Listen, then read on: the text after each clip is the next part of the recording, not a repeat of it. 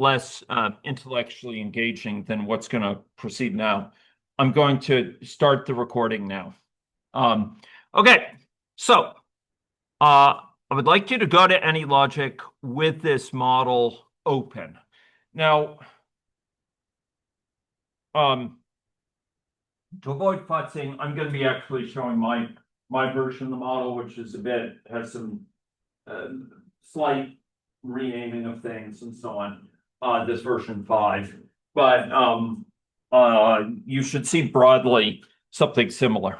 Okay, so this is a model, and I'd like to walk us through the model. Remember that this is a hybrid model. It's a model that's going to bring together agent-based modeling on the one hand and discrete event modeling on the other.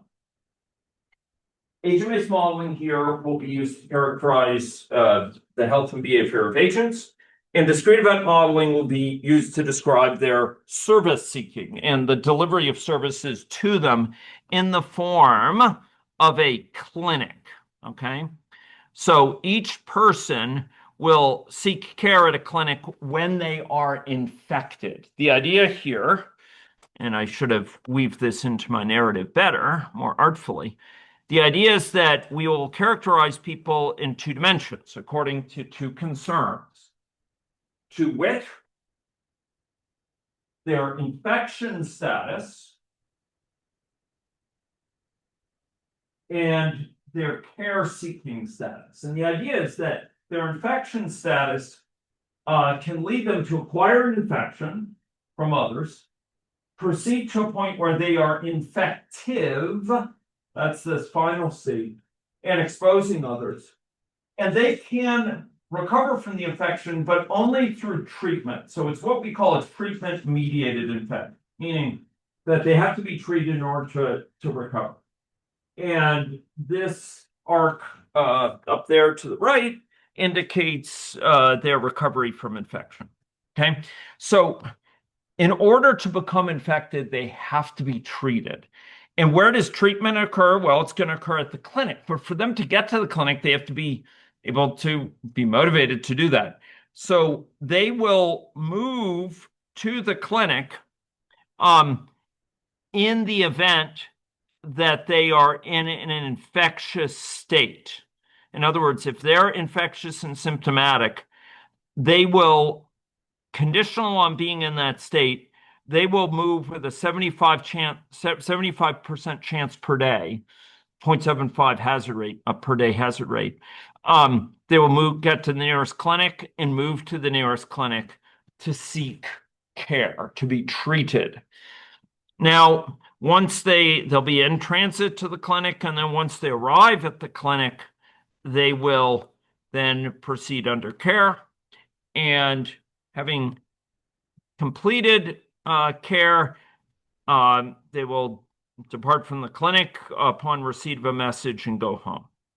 Okay, so there are these 2 sides of a person's situation: their infection status and their care-seeking status. You notice how it's parceled out, how it's factorized into 2 state charts here.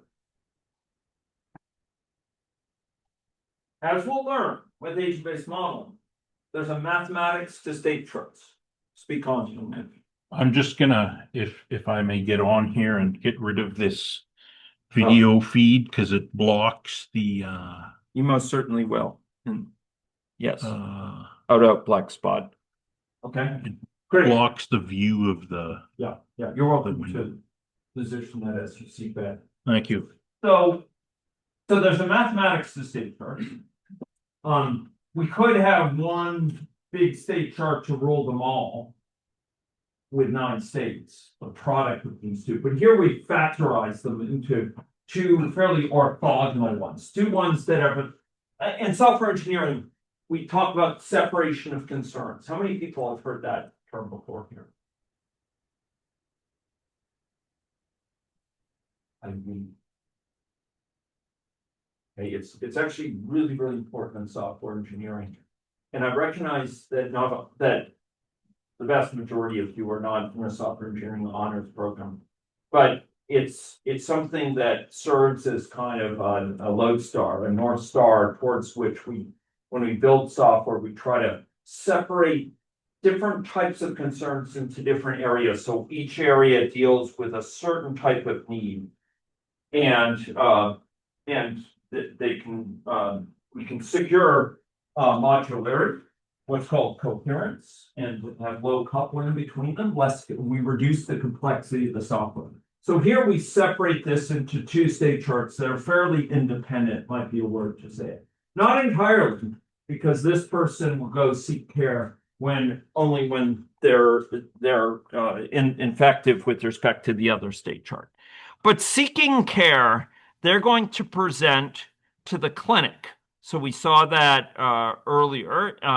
They get the nearest clinic and they move to that clinic. And I should have shown, and I apologize for going back and forth, but when they arrive at the clinic, they actually walk in and they ask the clinic to take them in to its workflow. Okay? Take it into their workflow. Here we go.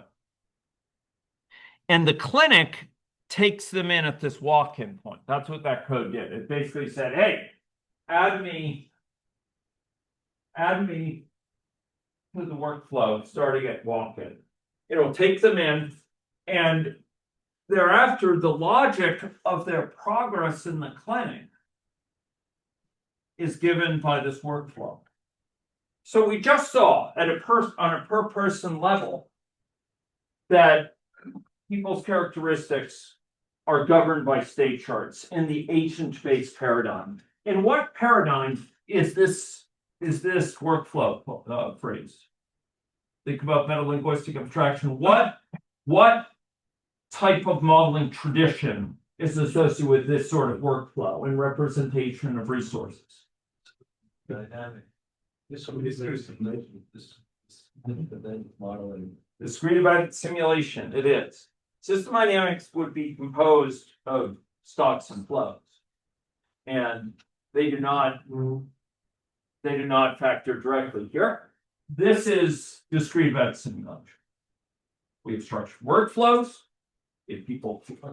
We have entities, as we call them, flowing through this workflow that are operated upon by resources. So like you have people, in this case, patients who are awaiting care when a resource becomes available for them. In other words, when they get allocated to a nurse, they can proceed up to treatment, be treated, and depart. Some of them will leave early if they cannot secure treatment within a given time. So this is what's called a block, an operator we'll sometimes call it. And in this case, it's a seize block. In this case, they're awaiting healthcare workers, okay? And they're awaiting the healthcare worker. But if, and I think it's under advanced here, if they are not provided care within 300 minutes, that'd be 5 hours, they will leave via this alternative path and basically leave without being seen. They will balk and leave the clinic. Now, importantly, that will mean that they're not treated. So it's only by proceeding down to treatment and that they have a chance to actually be freed from their affliction, be cured of their affliction. And you'll notice coming out of treatment, with a certain probability, they'll have successful treatment or the treatment will fail. So with a probability of treatment success. And in this little block here, where we determine if there's a treatment success with a certain probability, if they are successfully treated, we send them a message, a construct more commonly associated with agent-based modeling, which then leads them, the cured message, which leads them, if they're in this state here and they receive a cured message, it's like they're being provided antibiotics that are reliable for their particular infection. and they will go back to the susceptible state. But if they leave without being seen, or if the treatment is unsuccessful, they will not receive that message. However, oh, I'm running out of power. Did you notice that? I did. Yes, and I yes, In. it is plugged in, but I think the deal is that this power adapter is technically enough, but it doesn't have the requisite amperage to drive this. And I think we're going to soon meet fate. Okay, so here, their successful treatment needs to be conferred for them to go back to the susceptible state. By contrast, if they're under care here, it's only by receiving a message called departed clinic that they leave. And you'll notice that in the clinic, they can depart here. When they depart, they automatically receive a departed clinic message, regardless of whether they receive care or not. So they'll go back home. So whether or not they're cured depends on successful treatment, whether or not, but by contrast, if they leave the clinic, they're considered in their state charts to go back to their home location of no longer seeking care. Okay. Yes, wait, I think we're in an impending power doom. Okay, it's charging for a moment. Maybe Wade, I could put you in charge of like periodically unplugging it and plugging it back in. Great. Okay. You can see right now it's charging, right? Such is the indignity of this alternative laptop. Okay, I guess you can't see it. I can't see them. I see. It's this little thing here. Right. Okay. Okay. So this is the setup. So we have clinics with discrete event simulation alongside each and three steps. We have people who are evolving in the population. They are spreading messages via networks to others. We saw this a few lectures ago, and we've been model that Wade presented. And we have an evolution that appears for all at first glance, be driven by agents here. But it's when they seek care, they're placed in a discrete event simulation. So let me ask you this. In this model, we see that there's agent by small and discrete event. Which of them influences the other? Do agent influence what's going on with discrete event? Right? So absolutely. And in what way? Yep. They go to the clinic, they enroll themselves. That's right. That's right. They become entities and start falling to the clinic. Meanwhile, there's still agents in the population. It's not like they disappear from the population and only they're still population members. They still have connections to others. They still evolve according to their state charts. But they are thank you, Lynn. I did leave it out for about 30 seconds. It's picture on this yes, thank you. So it does influence discrete events. Does the discrete event simulation influence what's going on at the agent level? But on the yes, because of alter this state. That's right. That's right. That's right. Yeah, they were at once entities and agents. And in fact, if you look at any logic documentation, at some point they started, I don't think it's an issue with it's from the analog digital. I so appreciate it. It's just, it's not a matter of the electricity. It's yeah. Anyway, no. Okay, so that's right. So in the discrete event simulation, we have people being conferred care. And the fact that we have people leaving, for example, and the fact they're not receiving care will mean more people in the population remain infective. Whoa. Okay. And so if people go up like that, more people will remain infective, and that will lead to more spread of infection in the population. If people, by contrast, are conferred treatment successfully, it will cure them, and they won't be spreading it to others. So what goes on in the clinic, and how overloaded the clinic is, how many people are actually getting treated compared to leaving because the clinic is too crowded, really makes it. Okay. Okay, so I'd like to go through this with them. I'd like to go through the dynamics. We've seen the structure. Remember the principle. The testable principle. The highest accepted can as well. If the structure determines the structure of the model determines the behaviors that are merged model. We've got parameters that the particulars of that behavior, but it's really the structure. We're going to see the structure gives rise to severable behavior.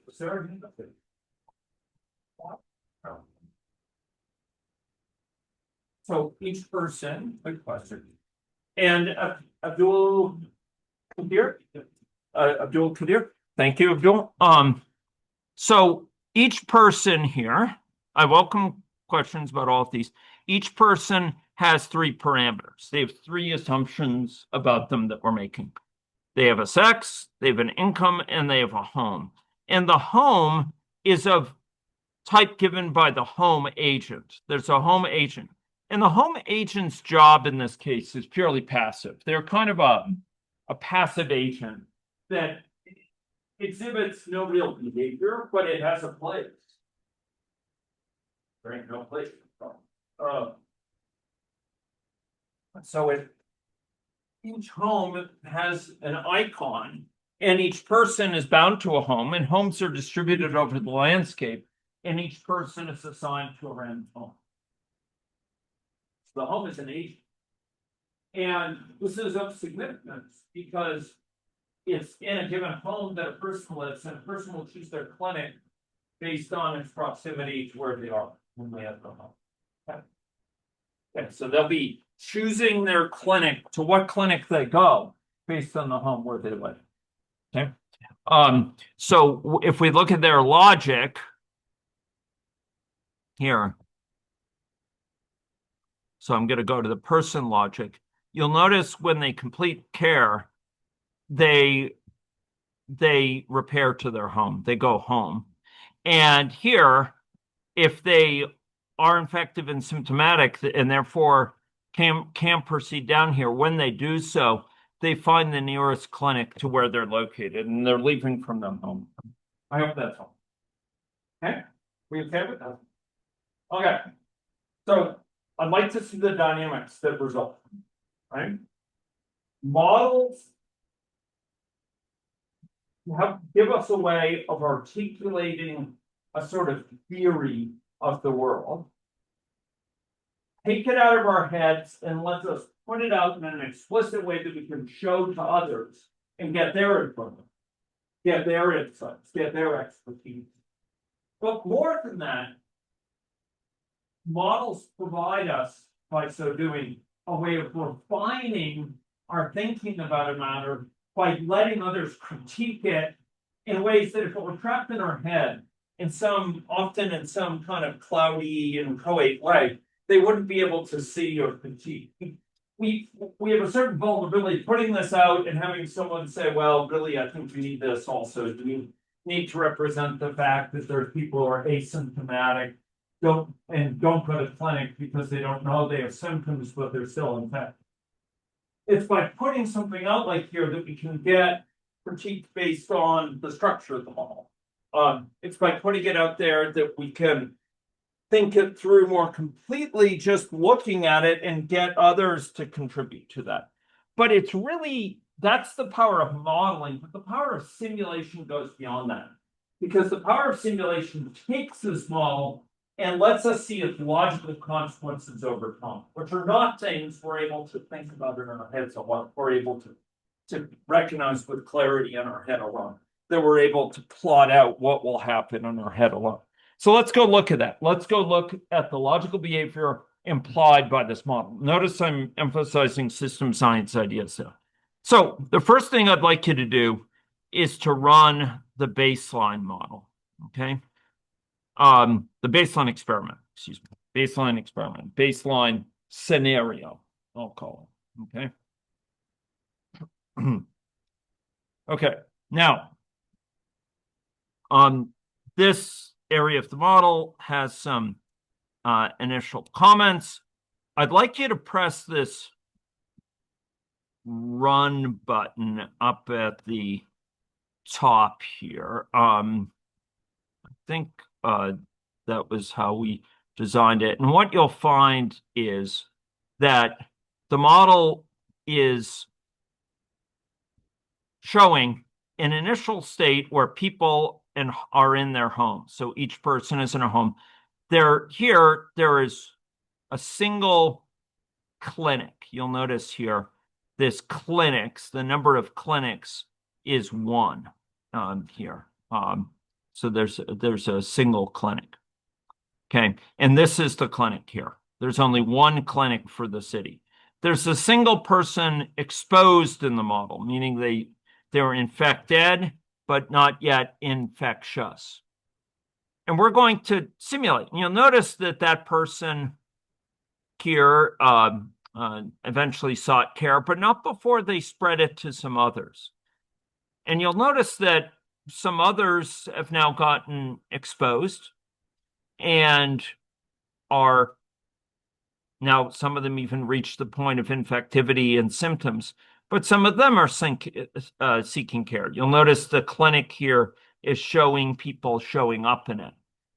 But I want to go take a look at the clinic. Let's go see what's going on at the clinic level. Here we see that 42 people have come in.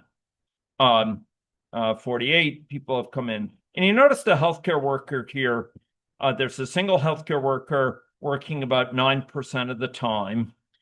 And all of the people have gone forward for treatment.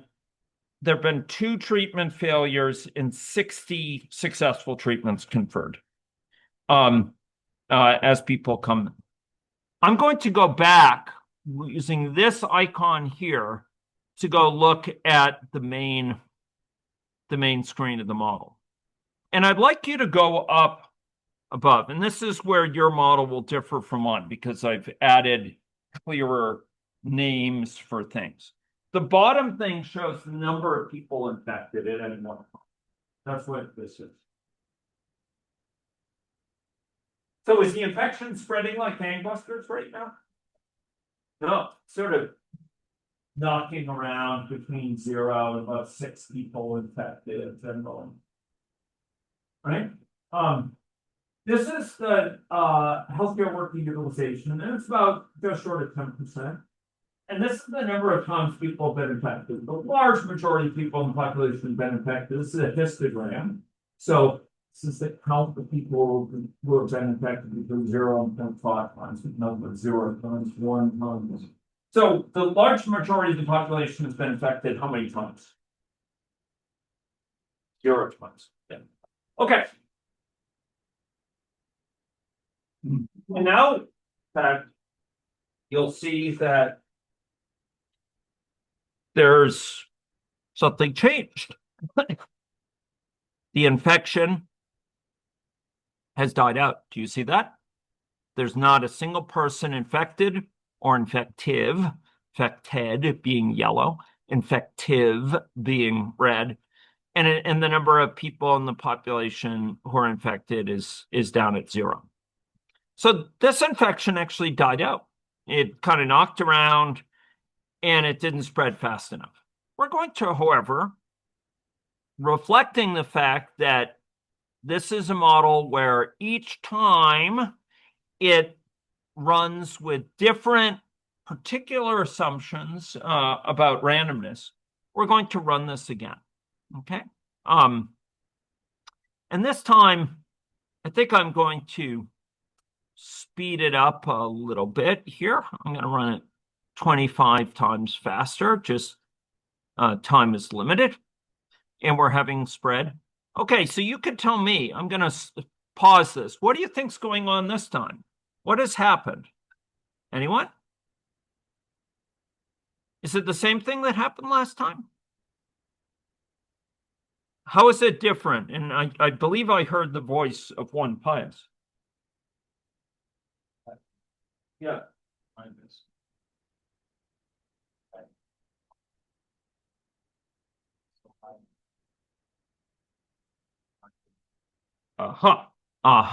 So here we see something happen, right? Over time, initially, the number of people infected initially was kind of knocking around again, somewhere maybe between 0 and 6 or so, 0 and 5. And then it kind of picked up, and then it kind of accelerated, but it kind of, again, sort of knocked around, then it picked up, and then suddenly it took off. And now, meanwhile, Nicola drew our attention to this healthcare work utilization, which is actually somewhat what we call a lagged measure, like it's somewhat delayed. But it's building up. Why would it be building up? Nicola's helped us understand some measures when it came to why would healthcare utilization be building up? Because, well, okay, there's a queue, and there's people waiting in the queue. And why are they coming to the clinic? Because they are infected. Okay. So what's going on here down here is driving this, right? It's leading people to seek care. But what Nicola pointed out is that many of these people now might be starting to leave without being seen. Let's go drill down and go check that. Let's go down to the clinic, and here's our clinic. And now, right now, it's about 53% utilization. So about 50% of the time that healthcare worker is busy. And you'll notice that 2,258 people have gone down here to be treated. How many have left? 5,000 have left without being seen. So are most people getting treated or leaving without being seen? Leaving without being seen. So what's the consequence if they're leaving without being seen? Like, who cares? Well, who cares? You tell me, like, what's the consequence dynamically from leaving without being seen? They're staying set and they're affecting London for London, right? And there was a hand up over there too. Same answer. And your name? Lynn. Thank you. Okay. That was Elliot and Lynn. Great. Okay. So the infection is spreading in the population. It is driving dynamics in the clinic. And what's going on in the clinic is leading to kind of overflow, right? Where people can't be treated. And that's further coupling back to the population as a whole, and leading to this spread. I want to highlight that what we've seen is a measure of path dependence. And we've seen a tipping point. Where would you say the tipping? If I say the word tipping point, that's in our vernacular, not in English. Some of you might have a sense. Where would I say that there's a tipping point that's taking place? Where can we see a sudden change in behavior from one situation to a situation that's very different? Where is that? Where could that be? What's that? On the graph. Yeah. About time what? Did things totally change?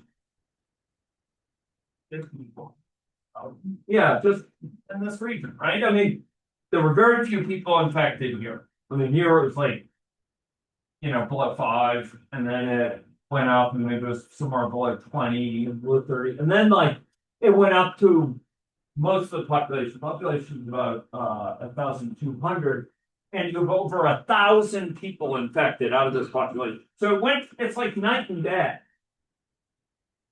or day and night. I prefer to think of the night as a darker situation. And is that reflected in the clinic too? Darn right, it's reflected in the clinic in terms of now the clinic's a mess, right? You have most people leaving. Not nearly as many people getting treated. In fact, I would venture that those statistics on utilization are lagged. They're delayed statistics, and it's considering it over a period of time. And if we were to run this forward much further, we would see the clinic totally maxed out. And in fact, what you're seeing here is more and more people getting infected more than once. Virtually everyone has gotten infected at least once. Now, this is the number that are currently infected. If you look at how many times a given person in the population has gotten infected, we consider that across the population. Most people have gotten infected around 3 times now, 4 times now. This is a bug that is endemic. This is a bug that keeps on spreading over time. And the clinics are maxed out because of it. So we have path dependence. We have a situation where, on the one hand, it can start small and peter out just because of what's occurring early on, or it can, and that will lead to a situation where clinics are basically empty. The situation in the population has virtually no one sick, or it can lead to a situation where by chance events, it reaches a critical point, it takes off, and it's in a totally different situation, a totally different regime, a totally different mode of behavior. You'll see me hearing these terms, a different basin of attraction. It's a very different situation. It's reached this tipping point, and that's very different. Path dependence means you may have very small differences early on, but you can go with different paths to very different outcomes. Very, very different outcomes. Or in this case, to virtually no one infected versus a high number of people infected. So we've had tipping points. We have path dependence and very sensitive to what happens early on, whether it dies out or whether it's going to take off. And you can see it can actually take a bit of time. And this is I think hours before it really resolves and it actually gets firmly established. Okay, so this is with one clinic. Tell me, do you think having more clinics would help? Why? Why? Why would having more clinics help? It's true. Why? Abdul, keep the okay, and what's the consequence in terms of the infection spread? Nicola? Just in place. But Yes. Yeah. Yeah. Well, okay, actually they're actually staying on the rest of the pot. So that's a good point. They're assumed to be in the clinic for such a short time, like a couple hours, that we don't really simulate that much. What really matters is, are they getting treated? And if utilization of the clinic is too hot, if the clinic is totally swamped, what's going to happen to them getting treated? I'm going to ask you to think mechanistically. What leads to what? How is that going to affect the spread and the infection of the infection in the population? Because, yes, Lynn.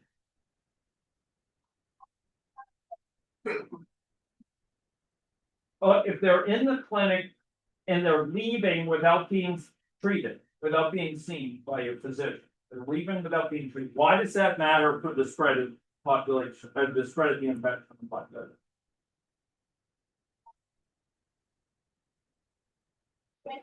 Infection further. That's right. So Abdul Kadir is exactly right that utilization in the clinic makes a big difference in the population. If we could bring down utilization in the clinic, we might be able to get more people treated, which means that we could lower their ability to spread. So can we try this? Can we try it? Let's try this. Okay, I'm watching the time here. So what we're going to do is I'm just scrolling around here, and I'm going to add a clinic. Okay. I'm going to add a second clinic, and I'm going to run it. And having that clinic help? This is the number of people infected in the population. Did that help? Did it bring down the number of people infected in the population? Yes. Did it bring down the utilization some? You bet it did. It brought it down really quickly, quite a bit, and then it kind of filled up, but now it's brought it down to a lower level. Is the infection cured in the population? Would you say that it's wiped out? Is it better? Yes, it's better. Okay, so 2 clinics didn't cut it. Let's say if we add a third. Can we add a third? Okay, so I press this button again. How did this help? Did it help? This is number of people infected. Did it help? No. It did help. It brought it down to below 1,000, right? It's just over 900. Okay. And this is down to like 0.84, 0.85, something like that, but it's still very, very high. Is the infection being driven extinct now? Have we brought it totally under control? Okay, so I'm going to add a 4th clinic. 4 clinics. 4 clinics treating folks in the population. Should that help the situation in the population? Being 4 clinics? Why? Remind me why? Yeah, reduces the number of infections because we are what people? Treating people. Thanks. Who said that? Awesome. That was Jihan. Right? Okay. Thank you for sitting in the same seat, Jihan. And I can remember. Okay. Okay. Did it wipe it out from the population? It helped, but it didn't wipe it out. We see some green here finally. Not in a financial sense, but it didn't wipe it out. How about 5 clinics? Is this wiped out? How about 6 clinics? Is it? Have we controlled the population? Have we controlled the infection? Have we successfully brought it under control? Have we wiped it out? We reached the tipping point where it's wiped out of the. Not even half. I mean, we still have a large fraction, 500 out of 1,200 people infected.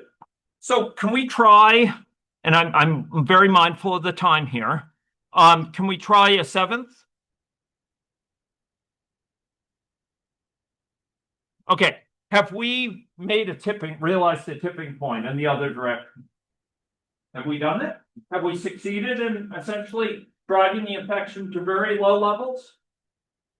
Yeah, it's like 10 people, 40 people. Is it going to bounce back? Hopefully not. Hopefully not. Is there something that will help prevent it from bouncing back? Yeah, like fast treatment being available for huge numbers of people. Even if that would scale for huge numbers. Now what's happened? It's gone. Totally gone. But here's the final kicker in the final minute here. You ready for it? Are you ready? Okay. So I want to take this now and I want to run this with that same model, but I want to put in, I'm going to stop it very quick. You're going to pause it very quickly. So you're going to have to be fleet on your fingers and soon fleet on your feet. So here we go. I'm going to pause it here before it takes off. Notice and I'm going to put into place two clinics from the start. Okay. And now we're going to restart it, and I won't even start it at full speed. Here we go. Okay, so I've started with two clinics, or very quickly put in two clinics. What do you think will happen with two clinics from the start?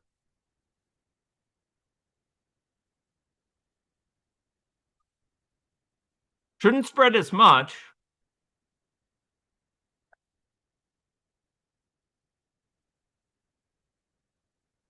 Is it taking off yet?